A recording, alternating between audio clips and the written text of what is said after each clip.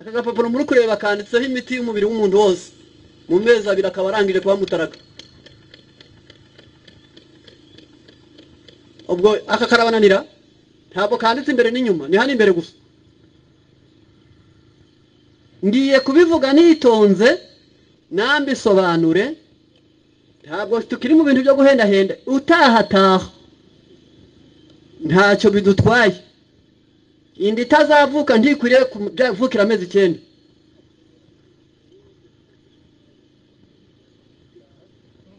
Muranyubije? Inda niba itazavuka mu muzima ntikwiriye kumara amezi 9.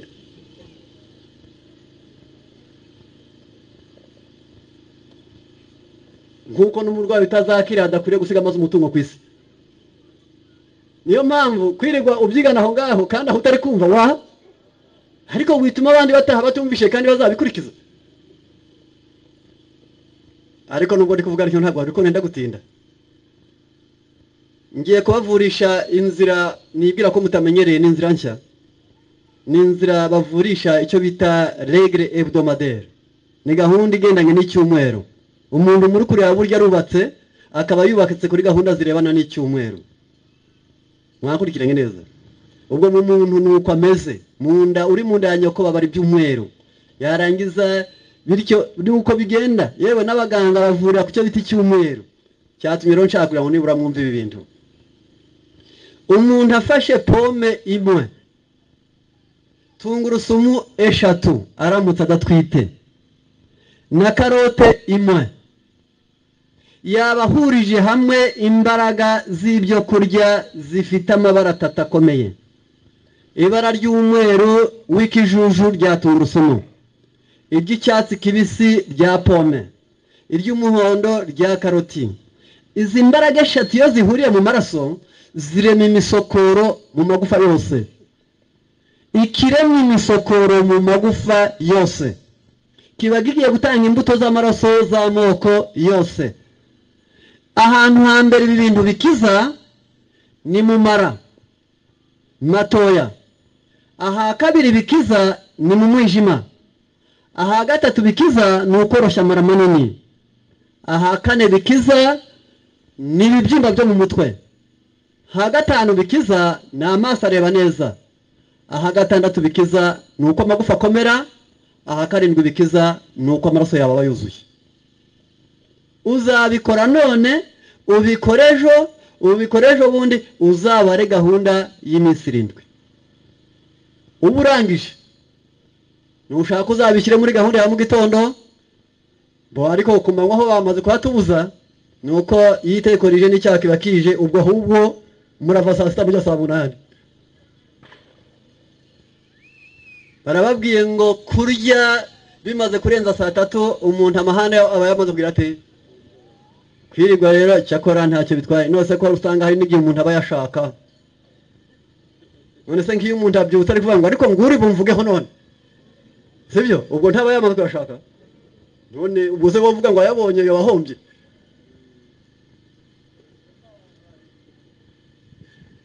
Murankundira ubwo ibi byubaka urutigo mu rwego rwita impagarike y'umunsi, cyo bita skeleti. Bayuzuye imitsi, ibayuzuye imihore, ibayuzuye ingingo zose zasubiye mu mwanya wazo. Nta rwarenga umupaka. Ndacyari kuri pome, tungurusumu na karoti. Kubaba bakora muri za biro tungurusumu ikabibanukira, muje muyikatakata muyivange n'umunyu muyikuremo umwuka mu basigayemo.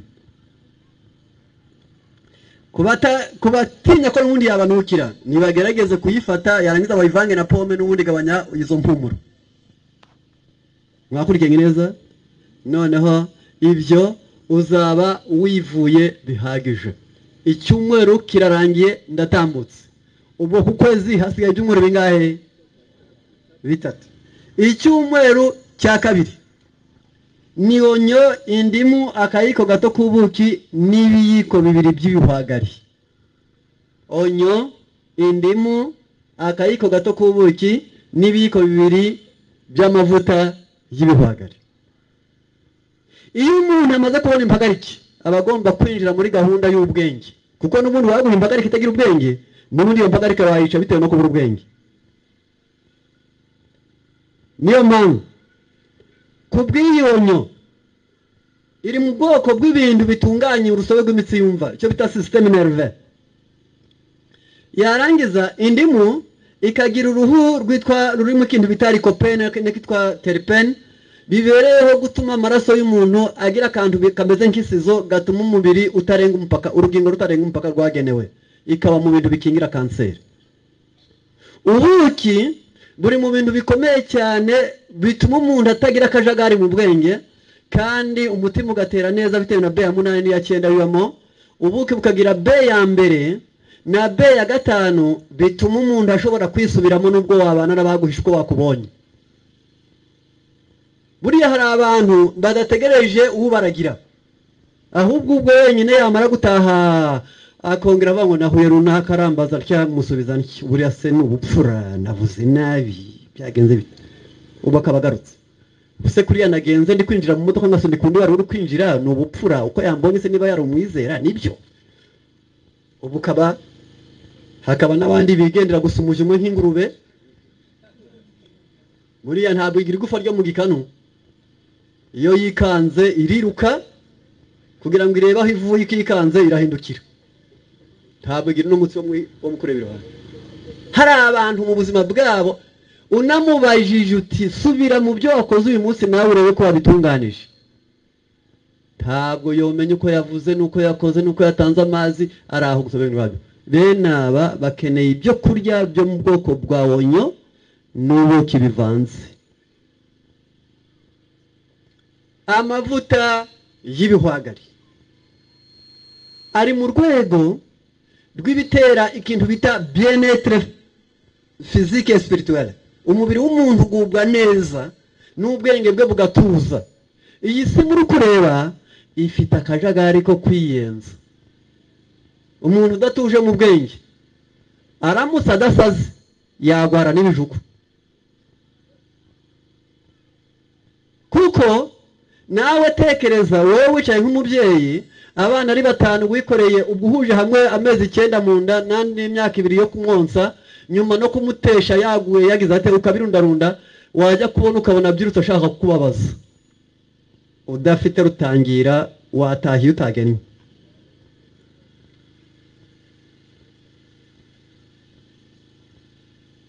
Wicaye nyoko akavuza impundu yakubyaye, akavuza impundu yabyaye ugukurikira, akavuza impundu yabyaye ugukurikiraho, wajya kubona umaze kwabyiruka ukabona batangiye kurwana, wakwibaza niba ari we bavuye mu nda bikakuyobera. Ukeneye ibintu bisaba kuba byo bita amortisseur bigukandagiraho kugira ngo ibijugu bye kuza. Ukeneye amavuta y'ibihwagari. Ayo mavuta y'ibihwagari iyo yivanze mu maraso y'umuntu abuza amaraso kuremera, akayabuza kwipfundikanya, akananura imitsi, akayibuza kugira inda ntoya ihombanye ngo agire icyo bita sclerose, maze abantu ntibazarwara indwara za pararizi. Iyi kire ya kabiri iri mu bintu bikingira ibibyimba, ikaba mu bintu bizibura imitsi, ikaba mu bintu birinda indwara z'ibicuri, ikaba mu bintu binabivura bivura bya bibyimba, kandi umuntu agahora nicyo bita rendement psychologique complet. Ni imiterere y'ubwenge bwo gutunganya ihora ku gihe. Kajimenya ngo naramukanye bike imbere simpazi, uyu muntu yangwaho, uyu yankoraho, ibi byangura nabi. Ibyo babwire ko umuntu udafite ubwenge bumugira inama, nubwo umuha abajyanama 1000 ntacyo bamugezaho. Icyakora abakuru bari baragenzuye baravuga ngo uwahannye wumva ajya agira ngo yarushije abandi guhana. Iyo ni gahunda ya kabiri yo kwivura ukarangiza iminsi 7 nabyo. Gatatu, ubwo ku kwezi hasigaye ibyumweru bingahe? Inanasi, ipapayi, avoka na tomate. Inanasi, ipapayi, avoka na tomate. Iyo biriwe nabyo bigakoreshwa iminsi 7. Ibara ry'umuhondo riri mu ipapayi, umweru w'ikijuju uri mu inanasi, icyatsi kibisi kiri muri avoka n'umweru, n'umutuku uri muri tomate iyo bihuriye mu muntu bitangira rimwe abasirikari n'amaraso, maze yarangiza umuntu mu buzima ntajya apfa gushotoreka. Buriya biraruhije kugira ngo umuntu akubwire kuri ikintu wowe kuba cyo. Ubwira umuntu uti wakigoryiwe ukabona afunze amakofa akuye mu ishati, arabihakanye ati uwo mubaga gito yaguhaga n'amazi akayareka, ari kwihakanira. Ubwo abaye iki? Abaye cya kintu.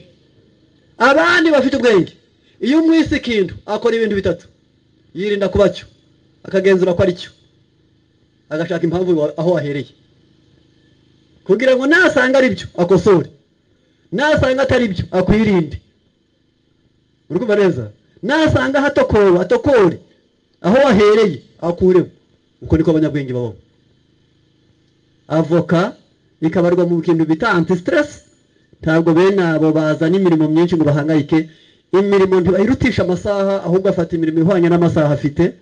Niyo ifite amasaha afite agakoresha imbaraga yaramukanye, yarangiza ubwo bigatuma ibyanze afata ibintu bitatu bikomeye cyane bikorerwa rimwe: kureba igishoboka ngo bikore bwangu, ikidashoboka kugikuramo vuba, no kubipima ku munzani byombi. Abo niyo mikorere y'abanyabwenge. Nta nubwo munyumvishije. Hari igihe tujya tubibabwira nk'uko nguko twarabisomye ukabona wowe bya ubitayeho, ariko mperutse kuganira n'umuntu ndagira ngo ndi kumwe na Benoit waraza kubyibuka. N'umuntu bibye batya mu buryo n'abatazi. Hari abatunze telefone ngo bagire ngo baramutse, hakaba n'abazitunze ari igikoresho. Murabyumva? We yari afite telefone igurira amadolari 900, ubwo ni hafi 800. Barayimiba. Igenda mubazaga ndetse wihanganye ko batubwiye ko telefone yawe bayibye. Ati ndi ku yindi migabane nakurikiye imbigishwa bigishije, nsanga barigishije ngo abanyabwenge ntibatinda ku kidashoboka. Ati rero byo byamfashije, sinongeye gusubira mu buzima bw'igihe ntari nyifite, nsanga ari ibintu bimenyerewe. Iyo abantu ari abanyabwenge ukabona ikintu kidashoboka tuwatinda, iyo ubonye gishoboka ukoresha umwete wawe wose. Umurimo w'ubwenge ni ukubishyira ku munzani byose ngo urebe ibishoboka n'ibita. Kuko ntabwo ntegereje kuzongeraho santimetero 20.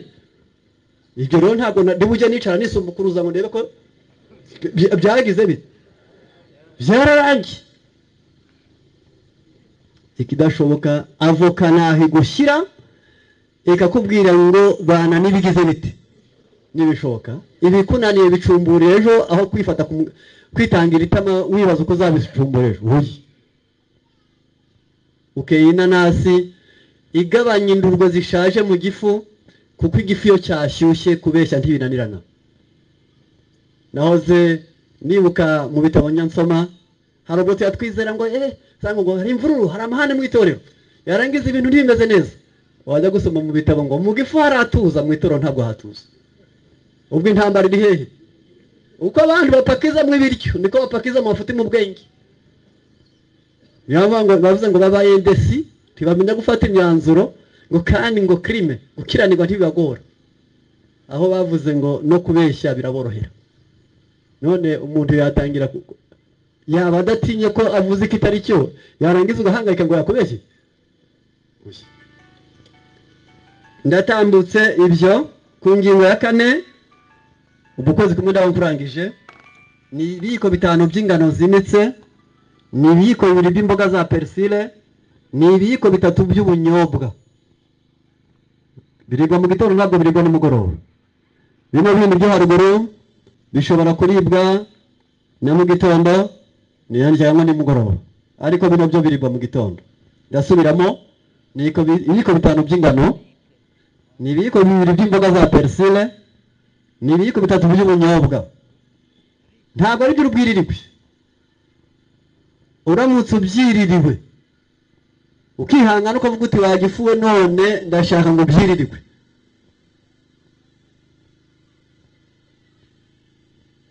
abafite uruhara rwihuta rwahagarara. Murankurikiranye? Abantu bose bahuzwe baramutse babiriye bari konsa, umwana ntabwo yazagwara igicura amaze kuba mukuru. Ababyara indahekana yarangiza abana babo bagacuka ari bato, ntabwo bazagwara amagufa bamaze kugera bo mu bugimbi. Ibi ngibi nibyo bitunganya imisemburo ngengamubiri, byo bita hormone, yarangiza bikaba ku rugero maze umuntu ntasaze imburagihe. Gahunda y'imyororokere niho ishobora kujya ku murongo wabigenewe. Aba bene aba babiriye inda ntizikunda gucika. Aya magufa ari kwegerana bitewe n'intembi dufite mu ntizingamo nk'inzoka zitari kiriza ziri mu ntishira ngo yeme, amagufa ntabwo yakongera kwegerana. Icyo ni ikiribwa. Ubwo gahunda y'ukwezi ndayirangije, ndasubiramo rero.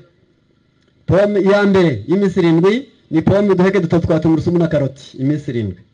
Kabiri ni onyo, indimu, akayiko gato k'ubuki n'ibiko biryo mvuta y'uhagari iminsi 7. Gatatu ni inanasi, ipapayi, avoka, tomate iminsi 7. Kane ibiko 5 by'ingano zinitse n'ibiko 2 by'imboga za persile n'ibiko 3 by'ubunyobwa iminsi 7 mu gitondo. Iyi gahunda y'uko kwezi birahagije guhera ku musatsi ukagera kurwara umubiri wawe ushize ku murongo. Ikintu waba uvuye nicyo bita bajya bita ngo ni systeme glandulaire, ni urusobe rw'imvubura. Kugira ngo umubiri w'umuntu ukore neza biterwa n'izo mvubura ziba ziri mu bwoko 7 ku muntu wese. None iyi mirire wayirya yakwibuka ubwenge bwe buri ku gihe, yakwibuka ubuzima bwe buri ku gihe, yakwibuka umugongo warakize, yakwibuka yituma neza, yatuma amaso yareba neza, yajya kwibuka agasanga atakigwara ibinya. Iyi gahunda muri kureba katurebe wenda kuri izo maze kuvuga abajya bumva hariho zimwe bafite. Saba abandi bo ati ntabwo dushyira hejuru ahubwo bazabitwandikira. Akimuhana kazi imvura ihise. Kuguhora mujya mutegereza ngo muzabikorerwa bizagira bite? Impamvu bakwije bita edikere masse nibyo bivuze. Ntabwo havuze ngo bazavura umuntu wese wameye ubugorozi, ahubwo havuze ngo hazigishwa umuntu wese wameye ubugorozi bwo kwivura. Mwakurikiranye neza. Kuko ntabwo naraye hangaha naraye Kigali, ariko nagiye kuvayo. Mwabonye igihe nagereye hangaha, ariko navuyeyo maze kuvura umuntu uvuye Rwamagana. Arase muri kwibanga ngo yaryamiriye. None ubu ninjya gufungura telefone izi nini ntoya ndaba mfite ubutumwa butari bwo bungana, ariko nubwo bize biki ubwo hari kubihasi n'ahataha akwiriye kubimenya wo akamenya uko agira ati ko yigira. Ku ngingo ya kabiri kubirebana n'ubwenge, noneho akaba ari ubwenge ushaka ko bijya kugiye gusa. Icya mbere ni ugufata utuntu bita marakuja. Marakuja ku babaye Kongo, hano mu Rwanda nutwo bita ubutunda. Yarangiza izindi nizo muri Kongo benshi bajya bona binini cyane bajya bita ngo n'inzabibu, ariko atarizo. Bijya bi umuhondo binini. Ibi bintu muri byo habamo akabuto imbere kabitsa amazi atwikiriye akandi kabuto bagereranya na nwayo. Mu muntu mu bwenge niko ameze, afite ubwongo bubika butwikirwa bitanwayo. Utwo bitanwayo turamwogo ngo niko bita nerone n'imyakuro. Utwo tuntu twitwa marakuja, izo biti inzabibu mumenyereze yazera ku migozi. Ndi muri ko bireba. Ibyo byo bwabyo gusa birahagije gutuma ubwenge bw'umuntu bumenya kwiyibika byo. Icyo mvuze ntago mucyumvishije. Kwiyibika wowe singewe wahombye ubisomera iki hano? Nukugira ngo bisome hano maze untabare. Nukugira ngo mfashe kwikorera mu mabaro se? Sabwa kwiyibika ngewe. Nta mpamvu yo kwirirwa ibimbabaje byose byanika kuko impungo byanike gusura nkuko inkoko zibitoragura.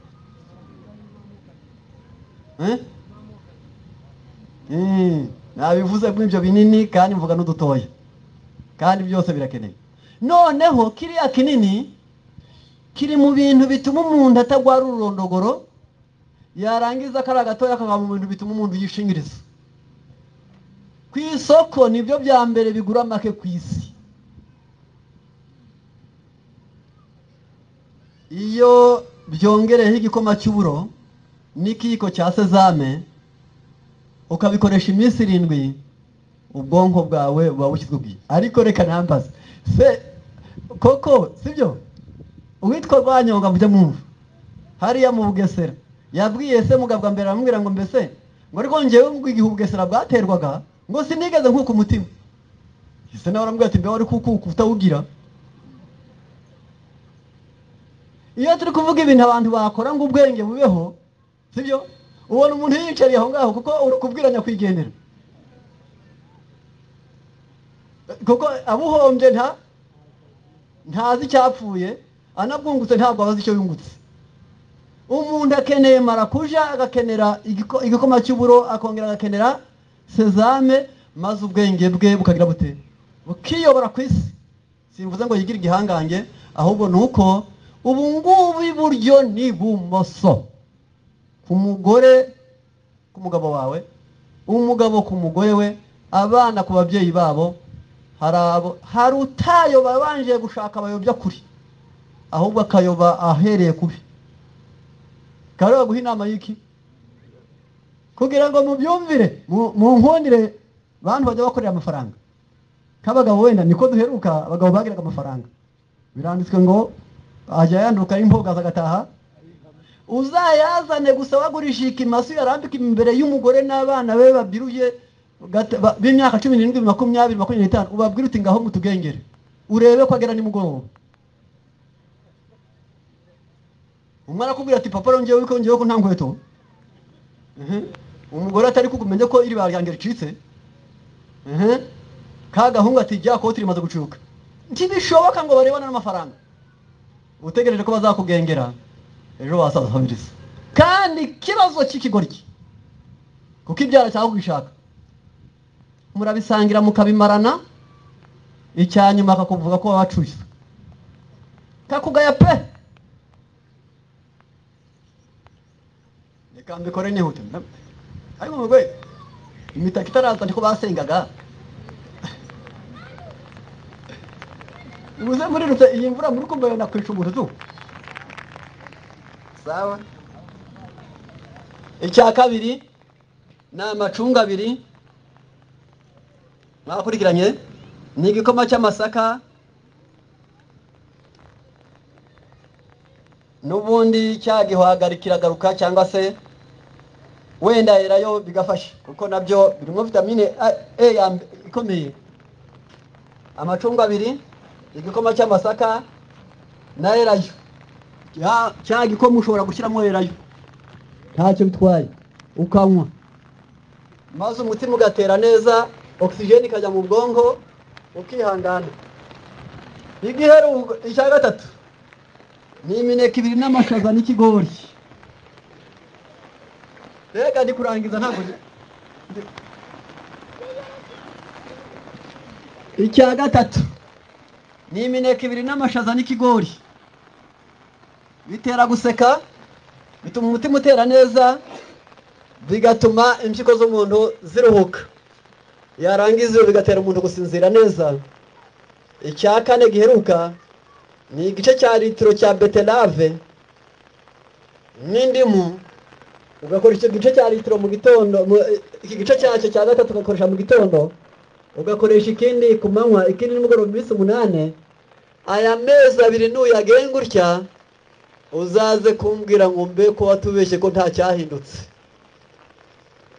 Imana izabashoboze kubishobora.